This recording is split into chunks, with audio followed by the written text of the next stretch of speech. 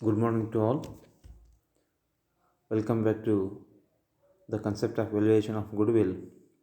Some important adjustments to be considered for calculation of average profit. While valuating the goodwill of the company, different methods to be considered on that average profit. Right? While calculating the average profit, some adjustment to be considered. ಯಾವಾಗ average ಪ್ರಾಫಿಟನ್ನು ನಾವು calculation ಮಾಡ್ತೀವಿ ಅವಾಗ some ಅಡ್ಜಸ್ಟ್ಮೆಂಟನ್ನು ನೋಡ್ಬೇಕಾಗ್ತದೆ. ಅಂದರೆ wrongly ನಾವು ಕೆಲವೊಂದು ಸಲ ಟ್ರಾನ್ಸಾಕ್ಷನ್ನ ಮಾಡಿರ್ತೀವಿ. First one, wrong treatment of revenue expenditure as capital expenditure. It means that year some of the recurring expenditure, ಅಂದರೆ ರುಟೀನ್ ಆಗಿ ನಾವೇನು ಎಕ್ಸ್ಪೆನ್ಸಸ್ ಮಾಡ್ತಾ ಇರ್ತೀವಲ್ಲ ಅದನ್ನು ಕ್ಯಾಪಿಟಲ್ ಎಕ್ಸ್ಪೆಂಡಿಚರ್ ಆಗಿ ಟ್ರೀಟ್ ಮಾಡ್ತೀವಿ. Capital expenditure should not be shown in profit and loss account, right, while ascertaining the profit. ಯಾವಾಗ net ಪ್ರಾಫಿಟನ್ನು ನಾವು ಕ್ಯಾಲ್ಕುಲೇಷನ್ ಮಾಡ್ತಿರ್ತೀವಿ ಅವಾಗ ನಾವು ಓನ್ಲಿ ರೆವೆನ್ಯೂ ಎಕ್ಸ್ಪೆಂಡಿಚರನ್ನು ಮಾತ್ರ ಕನ್ಸಿಡರ್ ಮಾಡ್ತೀವಿ, ಕ್ಯಾಪಿಟಲ್ ಎಕ್ಸ್ಪೆಂಡಿಚರನ್ನು ತೊಗೊಳ್ಳೋದಿಲ್ಲ. ಇಲ್ಲೇನಾಗುತ್ತೆ ಅಂದರೆ ಯಾವಾಗ when you are treating the revenue expenditure as capital expenditure, ಯಾವಾಗ ರೆವೆನ್ಯೂ ಎಕ್ಸ್ಪೆಂಡಿಚರನ್ನು ನೀವು ಕ್ಯಾಪಿಟಲ್ ಎಕ್ಸ್ಪೆಂಡಿಚರ್ ಅಂತ ಟ್ರೀಟ್ ಮಾಡಿದ್ರಿ ಅಂದರೆ ಅಲ್ಲೇನಾಗುತ್ತೆ ಅಂದರೆ ಪ್ರಾಫಿಟ್ ನಮಗೆ ಜಾಸ್ತಿ ತೋರಿಸಿದಂಗೆ ಆಗುತ್ತೆ. ಆ ವರ್ಷದ ಪ್ರಾಫಿಟ್ ಏನಾಗಿರುತ್ತೆ, ಇಲ್ಲಿ ಪ್ರಾಫಿಟಲ್ಲಿ ನಾವು ಹೆಚ್ಚಿಗೆ ಅಮೌಂಟನ್ನು ತೋರಿಸಿರ್ತೀವಿ. That's why year when the revenue expenditure is treated as capital expenditure you have to less.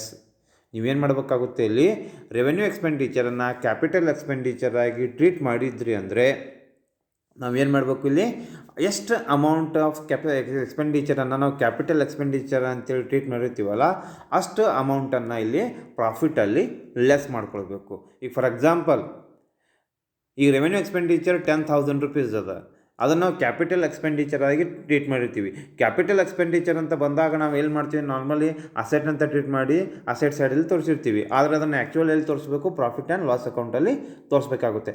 ಆ 10,000 ರೂಪಾಯಿಯನ್ನು ಆ ವರ್ಷದ ಪ್ರಾಫಿಟಲ್ಲಿ ನಾವು ಏನು ಮಾಡಬೇಕು, ಈಗ ಲೆಸ್ ಮಾಡ್ಕೋಬೇಕಾಗುತ್ತೆ. ಆ್ಯಂಡ್ ಇಯರ್ ದ ಡೆಪ್ರಿಸಿಯೇಷನ್ ಇರುತ್ತೆ. ಯಾವಾಗ ಕ್ಯಾಪಿಟಲ್ ಎಕ್ಸ್ಪೆಂಡಿಚರ್ ಅಂತ ಬಂದಾಗ ಅದ್ರ ಮೇಲೆ ನಾವು ಡೆಪ್ರಿಸಿಯೇಷನ್ ಹಾಕಿರ್ತೀವಿ. ಫಾರ್ ಎಕ್ಸಾಂಪಲ್ 10% ಡೆಪ್ರಿಸಿಯೇಷನ್ ಅಂತ ತಿಳ್ಕೊಡ್ರಿ. 10,000 ಮೇಲೆ 10% ಅಂದರೆ ಆ ವರ್ಷ ಎಷ್ಟಾಗುತ್ತೆ, 1,000 rupees. ಆ 1,000 rupeesನ್ನು ಆ್ಯಡ್ ಮಾಡ್ಕೋಬೇಕು. ಯಾಕಂದರೆ ರೆವೆನ್ಯೂ ಎಕ್ಸ್ಪೆಂಡಿಚರ್ ಮೇಲೆ ನಾವು ಯಾವುದೇ ರೀತಿಯಾದಂಥ ಏನು ಮಾಡೋದಿಲ್ಲ, ಇಲ್ಲಿ ಡೆಪ್ರಿಸಿಯೇಷನ್ ಕೊಡೋದಿಲ್ಲ.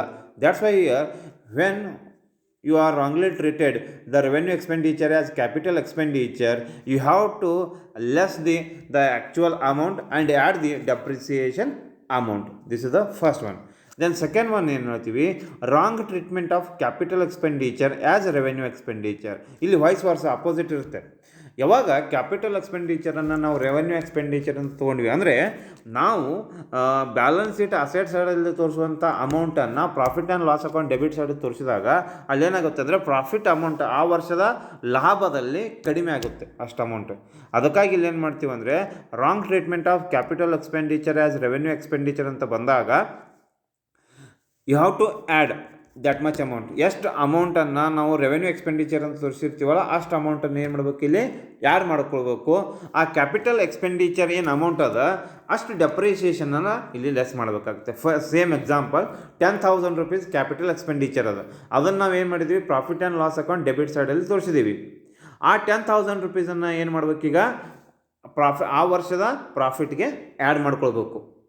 ಆ ವರ್ಷದ ಪ್ರಾಫಿಟ್ಗೆ ಏನು ಮಾಡ್ತೀವಿ, ಆ್ಯಡ್ ಮಾಡ್ಕೊಳ್ತೀವಿ. ಅದಾದ ನಂತರ ಕ್ಯಾಪಿಟಲ್ ಎಕ್ಸ್ಪೆಂಡಿಚರ್ ಅಂತ ಬಂದಾಗ ಈಗ ಫಾರ್ ಎಕ್ಸಾಂಪಲ್ ಫಿಕ್ಸ್ ರಿಸೆಟ್ ಮೇಲೆ ನಾವೇನು ಕೊಡ್ತೀವಿ, ಡೆಪ್ರಿಸಿಯೇಷನ್ನ ಚಾರ್ಜ್ ಮಾಡ್ತೀವಿ. The same year capital expenditure ಅಂತ ಬಂದಾಗ ನಾವು ಡೆಪ್ರಿಸಿಯೇಷನ್ನ ಚಾರ್ಜ್ ಮಾಡಬೇಕು. ಫಾರ್ ಎಕ್ಸಾಂಪಲ್ 10% ಅದ, ಆ 10% 10,000 ಮೇಲೆ ಎಷ್ಟಾಗುತ್ತೆ, ಈಗ 1,000. ಈ 1,000ಅನ್ನು ಏನು ಮಾಡಬೇಕು, ಈಗ ಆ ವರ್ಷದ ಪ್ರಾಫಿಟಲ್ಲಿ ಲೆಸ್ ಮಾಡಬೇಕಾಗುತ್ತೆ. Once again repeat, revenue expenditure ಇದನ್ನು ಕ್ಯಾಪಿಟಲ್ ಎಕ್ಸ್ಪೆಂಡಿಚರ್ ಆಗಿ ಟ್ರೀಟ್ ಮಾಡಿದ್ರಿ ಅಂದರೆ ಆ್ಯಕ್ಚುವಲ್ ಅಮೌಂಟನ್ನು ಲೆಸ್ ಮಾಡಬೇಕು, ಡೆಪ್ರಿಸಿಯೇಷನ್ನ ಆ್ಯಡ್ ಮಾಡಬೇಕು ಪ್ರಾಫಿಟಲ್ಲಿ. ಅದೇ ರೀತಿಯಾಗಿ ಕ್ಯಾಪಿಟಲ್ ಎಕ್ಸ್ಪೆಂಡಿಚರನ್ನು ರೆವೆನ್ಯೂ ಎಕ್ಸ್ಪೆಂಡಿಚರ್ ಆಗಿ ನೀವು ಟ್ರೀಟ್ ಮಾಡಿದ್ರಿ ಅಂದರೆ ನೀವು ಆ್ಯಕ್ಚುವಲ್ ಅಮೌಂಟ್ ಏನು ಎಕ್ಸ್ಪೆಂಡಿಚರ್ ಅದಲ್ಲ ಅದನ್ನು ಆ್ಯಡ್ ಮಾಡ್ಕೊಳ್ತೀರಿ, ಡೆಪ್ರಿಸಿಯೇಷನ್ನ ಲೆಸ್ ಮಾಡ್ಕೋಬೇಕಾಗುತ್ತೆ. This is the first one and second one, ಅಂದರೆ ಟೋಟಲ್ ಅಪೋಸಿಟ್ ಇದು. Then third one, under valuation or over valuation of closing stock. Under valuation ಬಂದಾಗ ಆ ವರ್ಷದಲ್ಲಿ ಏನು ಮಾಡಬೇಕು, ಆ್ಯಡ್ ಮಾಡ್ಕೊಳ್ಬೇಕು. ನೆಕ್ಸ್ಟ್ ಇಯರ್ ಅದು ಈ ವರ್ಷದ ಕ್ಲೋಸಿಂಗ್ ಸ್ಟಾಕ್ ನೆಕ್ಸ್ಟ್ ಇಯರ್ ಏನಾಗಿರುತ್ತೆ, ಓಪನಿಂಗ್ ಸ್ಟಾಕ್ ಆಗಿರುತ್ತೆ. ಅಲ್ಲಿ ಲೆಸ್ ಮಾಡ್ಕೋಬೇಕಾಗುತ್ತೆ. ಈ ವರ್ಷ under valuation of closing stock ಅಂತ ಕೊಟ್ಟಿದ್ರು ಅಂದರೆ ಎಷ್ಟು ಅಮೌಂಟ್ ಕೊಟ್ಟಿರ್ತಾರೆ ಅಷ್ಟು ಅಮೌಂಟನ್ನು ಪ್ರಾಫಿಟಲ್ಲಿ ಆ್ಯಡ್ ಮಾಡ್ಕೊಳ್ಬೇಕು ನೆಕ್ಸ್ಟ್ ಇಯರ್ಗೆ. ಅಂದರೆ ಮುಂದಿನ ವರ್ಷ ಏನಿರುತ್ತದಲ್ಲ ಅಲ್ಲಿ ಅಷ್ಟು ಅಮೌಂಟನ್ನು ಲೆಸ್ ಮಾಡ್ಕೋಬೇಕಾಗುತ್ತೆ. ಅದೇ ರೀತಿಯಾಗಿ ಓವರ್ ವ್ಯಾಲ್ಯೂಯೇಷನ್ ಅಂತ ಬಂದಾಗ ಈ ವರ್ಷ ಏನು ಮಾಡಬೇಕು, ಲೆಸ್ ಮಾಡಬೇಕು, ಮುಂದಿನ ವರ್ಷ ಆ್ಯಡ್ ಮಾಡಬೇಕು. This is the under valuation or over valuation of closing stock. ಅಂದರೆ ಫಾರ್ ಎಕ್ಸಾಂಪಲ್ 2019ಗೆ under valuation of closing stock 20,000 ಇತ್ತಂದರೆ 2019ಗೆ ಆ್ಯಡ್ ಮಾಡ್ಕೊಳ್ತೀರಿ. ನೆಕ್ಸ್ಟ್ ಇಯರ್ 2020ಗೆ ಏನು ಮಾಡ್ಕೋಬೇಕು, ಅಷ್ಟು ಅಮೌಂಟನ್ನು ಲೆಸ್ ಮಾಡ್ಕೋಬೇಕಾಗುತ್ತೆ. This is the under valuation of closing stock. Next non recurring expenditure and incomes. Non recurring expenditure ಇತ್ತು ಅಂದರೆ, ಯಾಕಂದರೆ ಇನ್ನೂ ರಿಕರಿಂಗ್ ಅಥವಾ ಏನು ಮಾಡಿಲ್ಲ, ನಾವು ಖರ್ಚು ಮಾಡಿಲ್ಲ, ಅದಕ್ಕಾಗಿ ನಾನ್ ರಿಕರಿಂಗ್ ಎಕ್ಸ್ಪೆಂಡಿಚರ್ ಇತ್ತಂದರೆ ಅದನ್ನು ಆ್ಯಡ್ ಮಾಡ್ತೀರಿ. ನಾನ್ ರಿಕರಿಂಗ್ ಇನ್ಕಮ್ ಇತ್ತಂದರೆ ಅದನ್ನು ಲೆಸ್ ಮಾಡ್ಕೋಬೇಕು. Once again repeat here, non recurring expenditure ಇತ್ತಂದರೆ ಲೆಸ್ ಮಾಡ್ತೀರಿ, ನಾನ್ ರಿಕರಿಂಗ್ ಎಕ್ಸ್ಪೆಂಡಿಚರ್ ಇತ್ತಂದರೆ ಆ್ಯಡ್ ಮಾಡ್ಕೊಳ್ತೀರಿ. ನಾನ್ ರಿಕರಿಂಗ್ ಇನ್ಕಮ್ ಇತ್ತು ಅಂದರೆ ಅದನ್ನು ಲೆಸ್ ಮಾಡ್ಕೋಬೇಕಾಗ್ತದೆ ಆ ವರ್ಷದ ಪ್ರಾಫಿಟಲ್ಲಿ. Next one, income on non trading investment. Non trading investment ಏನಿರುತ್ತೆ ಅದರಿಂದ ಬಂದಂಥ ಇನ್ಕಮ್ ಏನಿರುತ್ತೆ ಅದನ್ನು ಕಂಪಲ್ಸರಿಯಾಗಿ ನೀವೇನು ಮಾಡಬೇಕು, ಲೆಸ್ ಮಾಡಲೇಬೇಕಾಗುತ್ತೆ. ಯಾವ ವರ್ಷ ನಾನ್ ಟ್ರೇಡಿಂಗ್ ಇನ್ವೆಸ್ಟ್ಮೆಂಟ್, ಈಗ ಫಾರ್ ಎಕ್ಸಾಂಪಲ್ ಶೇರ್ಸ್, ಬೇರೆ ಬೇರೆ ಶೇರ್ಸಲ್ಲಿ ಎಕ್ಸ್ಪೆಂಡಿಚರ್ ಮಾಡಿರ್ತಾರಲ್ಲ ಅದರಲ್ಲಿ ಬಂದಂಥ ಇನ್ಕಮ್ ಏನಿರುತ್ತೆ ಅದನ್ನು ಲೆಸ್ ಮಾಡಬೇಕಾಗುತ್ತೆ. Non trading income on non trading investment ಅಂತ ಬಂತು ಅಂದರೆ ಅಷ್ಟು ಅಮೌಂಟನ್ನು ಲೆಸ್ ಮಾಡಲೇಬೇಕು. Next management cost. Management cost ಅಂತ ಬಂದಾಗ ಈ ವ್ಯಾಲ್ಯೂಯೇಷನ್ ಆಫ್ ಗುಡ್ವಿಲ್ಲಲ್ಲಿ ಪ್ರೊಸೆಸ್ ಮಾಡಬೇಕಾಗುತ್ತೆ. ಅದಕ್ಕಾಗಿ ಎಲ್ಲ ಕಂಪ್ನಿಯವ್ರು ಏನು ಮಾಡ್ತಾರೆ ಅಂದರೆ some expenditure is to be incurred in the form of management cost. Cost of management ಅಂತ ಕರಿತೀವಿ ಅಥವಾ ಮ್ಯಾನೇಜ್ಮೆಂಟ್ ಕಾಸ್ಟ್ ಅಂತ ಕರಿತೀವಿ.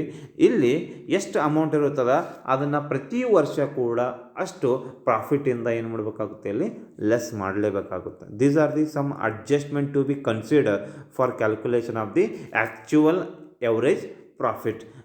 ಎವರೇಜ್ ಪ್ರಾಫಿಟನ್ನು ನಾವು ಕಂಡುಹಿಡಬೇಕಾದ್ರೆ ಕೆಲವೊಂದು ಈ ರೀತಿಯಾದಂಥ ಏನು ಅಡ್ಜಸ್ಟ್ಮೆಂಟ್ ಇರ್ತದೆ ಇದನ್ನು ನಾವೇನು ಮಾಡಬೇಕು, ಅಡ್ಜಸ್ಟ್ಮೆಂಟ್ ಮಾಡಿ ನೀವು ಆ್ಯಕ್ಚುವಲ್ ಎವರೇಜ್ ಪ್ರಾಫಿಟನ್ನು ಕ್ಯಾಲ್ಕುಲೇಷನ್ಸ್ ಮಾಡಬೇಕಾಗುತ್ತೆ. This is the theoretical concept.